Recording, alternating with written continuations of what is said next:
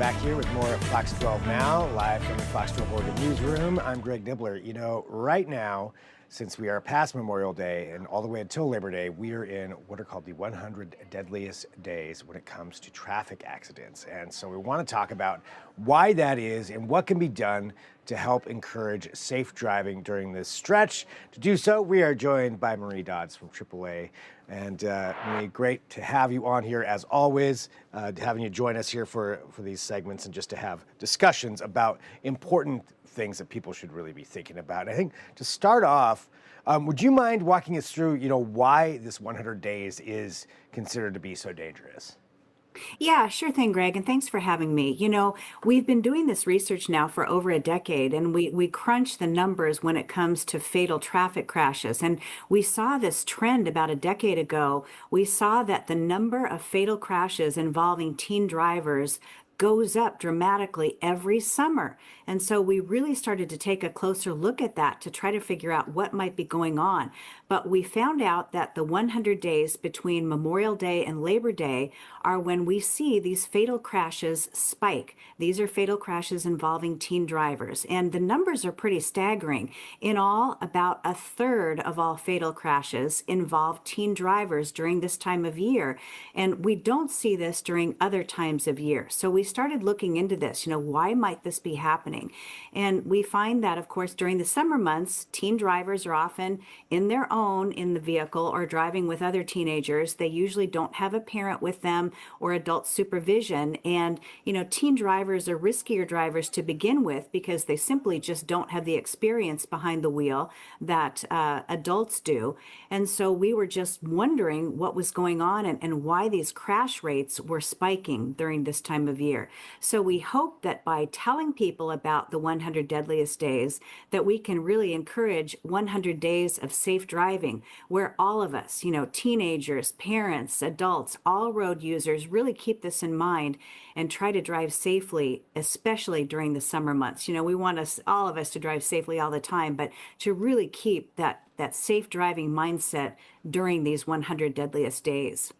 Yeah, I mean, that's pretty crazy that it does spike during now. I mean, I guess, thinking about what those factors could be, there's probably a lot, but I mean, maybe out of school, on breaks or things like that, more on the road. But when we're talking about this idea of making it 100 days of safe driving, what are some key things that people should be thinking about or even telling maybe the teenagers in their lives of how to drive safe?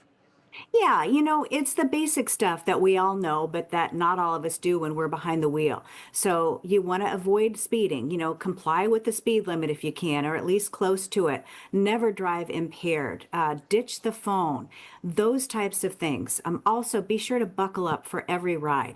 The other key thing, and we find this in our research, is that parents really are important when it comes to teaching their teens about safety behind the wheel.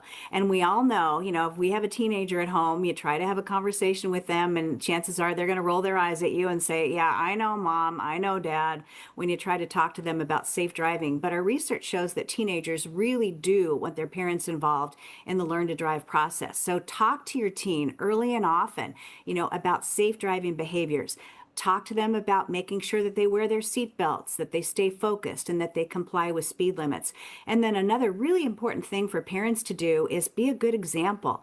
Don't be one of those parents that has a, do as I say, not as I do mentality. So, especially if you've got a teenager who's learning how to drive, they're going to be watching you really closely in the car and notice if you, kind of maybe slide through the stop sign or run through a yellow light, those types of things. So be sure to set a good example when you have your teenager in the car with you, because we find that they do emulate the behaviors that they see their parents do behind the wheel.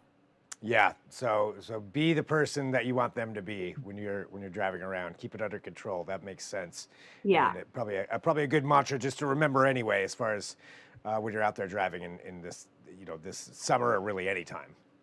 Yeah, exactly. And, we want to keep everybody safe. And, we see that crashes, fatal crashes involving teen drivers spike during this time of year. And it's important to note that this does not mean that it's the teenagers who are the ones being killed in these crashes. It's all road users. It's teenagers, passengers in their vehicles. It's people in other vehicles, bicycles, bicyclists, pedestrians, anybody on the roadside is at risk. So we just urge everybody to think about safe driving, especially during these 100 days between Memorial Day and Labor Day. Yeah, we want you to think about safe driving all the time, but especially during the busy summer travel season.